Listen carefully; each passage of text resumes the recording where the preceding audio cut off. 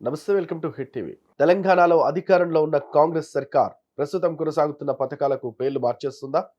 ఇందిరా, రాజీవ్ పేర్లను ప్రభుత్వ పథకాలకు చేర్చనుందా? అంటే అవుననే సమాధానం వస్తోంది. ప్రముఖ రాజకీయ విశ్లేషకులు ఇదే అభిప్రాయం వ్యక్తం చేస్తున్నారు.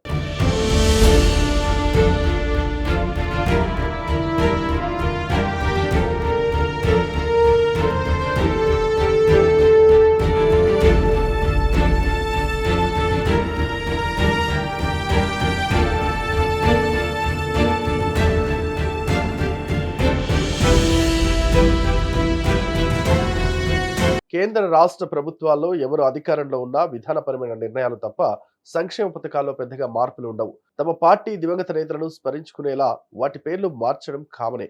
రోడ్లు, భవనాలు, ప్రఖ్యాత సంస్థలు, సంక్షేమ పథకాలు, ఎయిర్పోర్ట్లు, ప్రాజెక్టులు ఇలా చాలా వాటికి దివంగత నేతల పేర్లు పెడుతున్నారు. టీడీపీ అధికారంలో ఉంటే నందమూరి తారక రామారావు పేరును తెరపైకి తేవడం సహజం. అలాగే ఆంధ్రప్రదేశ్లో వైఎస్ జగన్మోహన్ రెడ్డి తన తండ్రి వైఎస్ రాజశేఖర రెడ్డి పేరును చేర్చారు.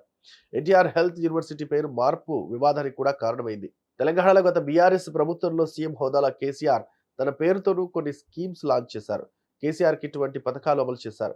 కాంగ్రెస్ అధికారంలో ఉంటే ఆ పార్టీ దివంగత నేతల పేర్లు పెట్టడం కామన్. ప్రస్తుతం తెలంగాణలో అధికారంలో ఉన్న కాంగ్రెస్ సర్కార్ ప్రస్తుతం కొనసాగుతున్న పథకాలకు పేర్లు మార్చేస్తుందనే చర్చ జరుగుతోంది. ఇప్పటికే ఎన్నికల హామీ మేరకు ఇక డబుల్ బెడ్రూమ్ స్థానంలో ఇందిరమ్మ ఇల్లు వచ్చి చేరనుంది. ఇలాగే మరికొన్ని పథకాలకు కూడా ఇందిరా లేదంటే రాజు పేర్లు పెట్టే అవకాశాలు లేకపోలేదు. అలాగే సాగునీటి ప్రాజెక్టులు సహా కొత్తగా తీసుకునే భారీ నిర్ణయాలకు మహానేతల పేర్లు పెట్టే ఛాన్స్ ఉందనే టాక్ నడుస్తోంది. అయితే ఆంధ్రప్రదేశ్ తరహాలో ఇప్పటికే ఓసారి పేర్లు పెట్టిన వాటిని మార్చేస్తారా అనే చర్చ కూడా జరుగుతోంది. తెలంగాణ ఎవరు తెచ్చారు, ఎవరు ఇచ్చారనే విషయంలోనూ ఎవరి వాదనలు వాళ్ళకున్నాయి. తెలంగాణ మేమిచ్చామని కాంగ్రెస్ పార్టీ చెబుతుండగా మేమే తెచ్చామని బీఆర్ఎస్ నేతలు అంటున్నారు. కేసీఆర్ను తెలంగాణ పితగా అభివర్ణిస్తారు.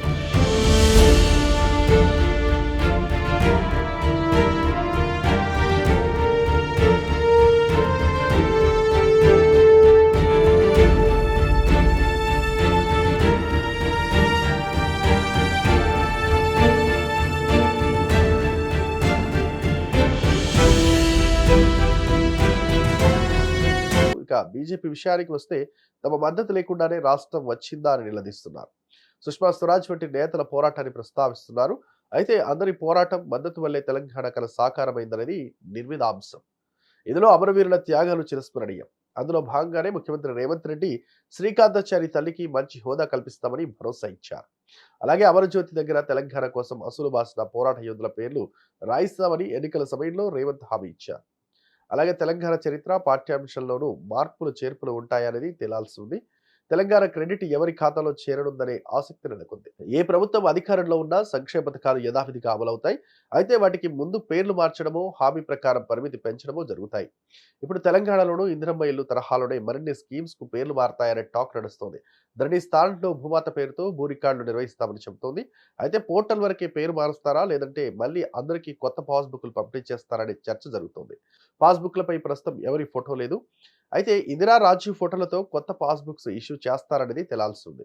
అలాగే పాలనా పగ్గాలు మారగానే ప్రభుత్వ కార్యాలయాలు, ఆర్టీసీ వంటి సంస్థలకు కలర్స్ మార్చడం పరిపాటి.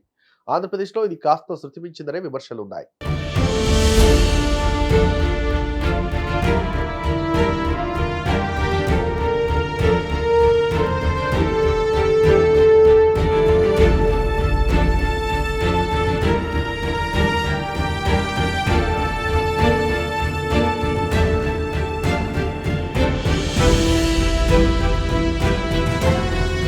తాజాగా తెలంగాణ ప్రభుత్వం ఇలాంటి చర్యలు చేపడుతుందనే టాక్ కూడా నడుస్తోంది.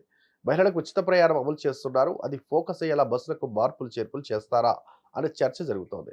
ఇప్పటికే ప్రగతి భవన్ పేరు మారిపోయింది. గతంలో కాంగ్రెస్ హయాంలో చేపట్టిన సాగునీటి పథకాల ప్రయారిటీని బీఆర్ఎస్ ప్రభుత్వం పక్కన పడేసింది. ప్రాణహిత చేవెళ్ల సహా ఇతర పథకాలపై ప్రస్తుతం ప్రభుత్వం దృష్టి సారించింది. వీటికి తోడు కాంగ్రెస్ హయాంలో అనేక ప్రాజెక్టులు పురుడు పోసుకోగా కేసీఆర్ హయాంలో కొన్ని పూర్తయ్యాయి. ఆ క్రెడిట్ పైన మాటల యుద్ధం నడిచింది. ఇప్పుడు వాటిపై రేవంత్ సర్కార్ ఎలాంటి నిర్ణయం తీసుకుందనే చర్చ నడుస్తోంది. ఈ వీడియో కనుక నచ్చినట్లయితే please like and share and subscribe.